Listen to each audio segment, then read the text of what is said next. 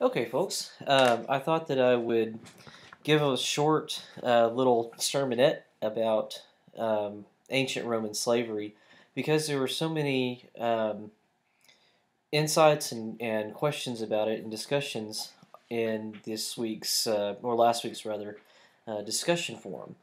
I wanted to address it because I'm a little concerned about the comparisons between Greco-Roman slavery, actually Roman slavery specifically, and um, the American slavery in the South before the Civil War, and also slavery today. We know that there are many um, sex slaves and um, people that work in sweatshops making our clothes that we buy at Old Navy and other places. So we know that slavery is alive and well today, but it's not as much a part of our daily life as it was back in the time of the Roman Empire. In the Roman Empire, the primary usage of slavery was just a little bit different, but it was just as brutal and just as inhuman as any type of slavery that you know of. We have been taught that slavery is evil, and correctly, we've been taught that, and we associate it with the darkest days of the American people, before we had the Civil War. And of course, the North won, being the representatives of good, and the South had to suffer through Reconstruction and many other brutalities of the North because of their usage of slavery in the South. So, whenever we look at the Roman Empire, we see that the same kind of stigma wasn't there. In other words, that the Roman Empire used slaves for stuff that we consider educated middle class jobs. They weren't just agrarian workers out in the field that were ignorant and didn't know anything. They were people who served as doctors and lawyers and philosophers and even midwives and various other forms of intellectual trained skilled labor. So there is an unfortunate trend in scholarship that comes from uh, the the view that everything that happened in the ancient Greece and Rome was righteous and good. We think about the old days as being something that was a golden period. And but now things are bad.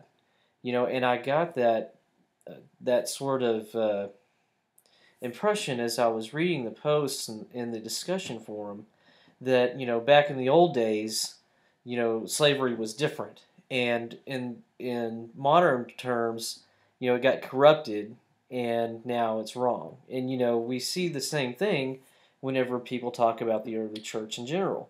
Back in the early church, they consider my pastors have always taught that back in the early church, everything was just fine and dandy, and we lost that over history. And now in the modern era, we need to get back to what they used to do back in the golden age. So there's this whole idea that everything the ancients did, we're going to glorify it, and it's going to be better than anything we have in the modern era that's been tainted by 2,000 years of history. And that skews our view and our understanding of what actually happened in the ancient times. And I wanted to emphasize to you very strongly that slavery in the Roman period was a terrible institution, and your Christian forefathers um, fought against it. With starting with Philemon, and there was a resistance against owning people in Christianity. And the other thing that Christians did that was good was they fought against the exposure of children. it was Christians that formed the first orphanages. They gave these exposed children a way of life or quality of life that was much better than what they would have faced if they were picked up by a slave, somebody that would sell them into slavery. The two main sources for slavery in the ancient world were exposed children and captives from war. The Romans were constantly conquering um, other peoples, and the people that were being conquered whenever the early Christians were around were the Gauls, and Caesar brought back a bunch of Gauls whenever he came in, and then so did Augustus, and a lot of the slaves in the first century were um, were Gaul, but every other people that got conquered by the Roman Empire would be subject to slavery. And also during this time, during the 70s to the 150s, a lot of Jews were brought in as slaves. And we even have the column of Trajan has Jews being brought from, his whenever he conquered Jerusalem in 70, and then whenever the Romans conquered the Jews again in 136, they brought back a lot of Jewish captives, and the Jews were instrumental in building the Colosseum and other Roman um, Roman architecture that's still around today. So that was one source. Captives were one source. The other source was exposed babies. If a woman had an unwanted pregnancy, she usually didn't get an abortion because abortions were so deadly. Today, almost any woman that gets pregnant is asked, are you going to keep the child? Especially if she is unwed or if she has friends who have had abortions. And, it's a matter of style now. Women are always asked, and abortion is always available, and it's relatively inexpensive, and you can have a lot of them. So, but back in the ancient world, you probably wouldn't survive an abortion. They did have them. Clement of Alexandria, who was an early church father, wrote about pretty specifically about how to do a surgical abortion. He was arguing against it, and he gave us the names of the tools that they used to do it, and pretty precisely and medically correctly how to perform abortion. So we know that in the first century, they knew how to do it. And they also had a lot of herbs called abortificants, and some of them are still used today. They were very effective, but the problem was they were poisons, and people didn't always know how to use them appropriately. So if you wanted to terminate a pregnancy, you really wouldn't. You would have the child and then expose them. You would leave them on a hillside or at a temple doorstep, or just simply out on the street, and a slave trader would come by and pick up the little boy or girl and sell them into slavery as an infant. And there's no hope. Whenever you're a slave, there's no hope of freedom. Your slave owners typically would uh, offer manumission if you were a really good slave and you served him well. But the slave owner had life or death control over his slaves. And something else that's really significant is that there were no laws that governed how you treated a slave back then. We have so many rights and privileges now that we sometimes, I think, project back onto the ancient world the many rights that we have. Like I read a question in the forums about they were one of the students was comparing Roman slavery with having a 40-hour a week job. And the thing is, now, unlike in like the 1950s, Now, if your boss rapes you, there is a penalty for that, and you can probably sue and get enough money to live a pretty comfortable lifestyle if that were to happen to you.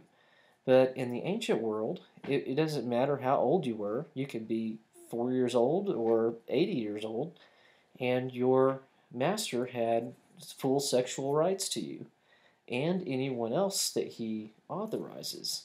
So slaves were really abused back then. The master had absolute control. If you were a doctor, or if you were his lawyer, or if you were an agrarian worker that didn't know anything, the master had every right to treat you however he wanted to. And that point needs to be stressed because there was no recourse if you were a slave. There was no person you could beg, or no judge would hear you because you were property. You were considered a tool and not a person. So we need to be very careful whenever we compare the Roman slavery with anything modern. We need to view it. The most proper way to view it is it was just as terrible, or if not more so. It's just as terrible as um, slavery in in the Deep South before the Civil War. And there are some slaves were household slaves, and they had different relationships. Um, I know that I was taught growing up that a lot of people who had slaves back in the day treated them well, and they had good relationships with their slaves. And the same happened back in the Roman times. We know that some masters who wrote about their slaves did so with great affection. And Seneca the Younger, who was a contemporary of Paul, wrote that we should treat our slaves fairly and reward them. But that was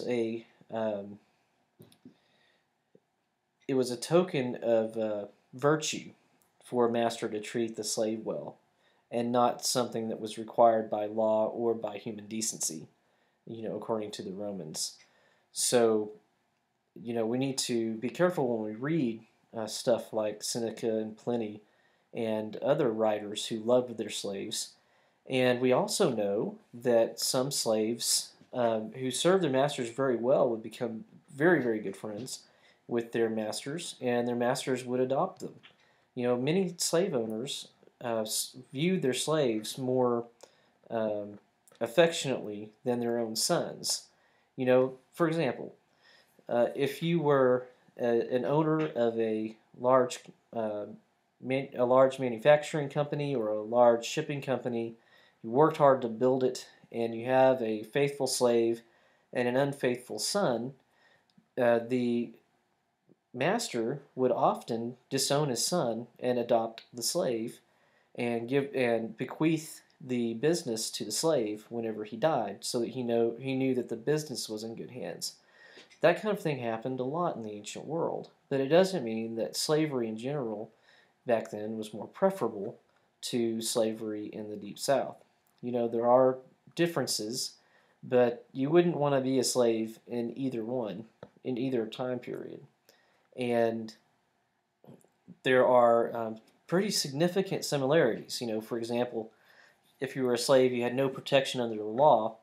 By that token, you could not marry as a slave in the Roman world, and you also could not own any property. Everything that you owned, any kind of property that you brought into the household through the work of your hands or your mind, belonged to the master, just like in the American South.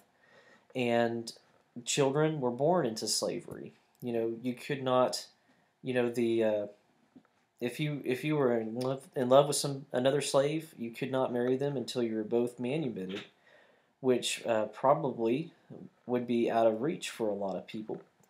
And if you happened to have a child, it would belong to the slave owner. So you wouldn't have any say over anything in the child's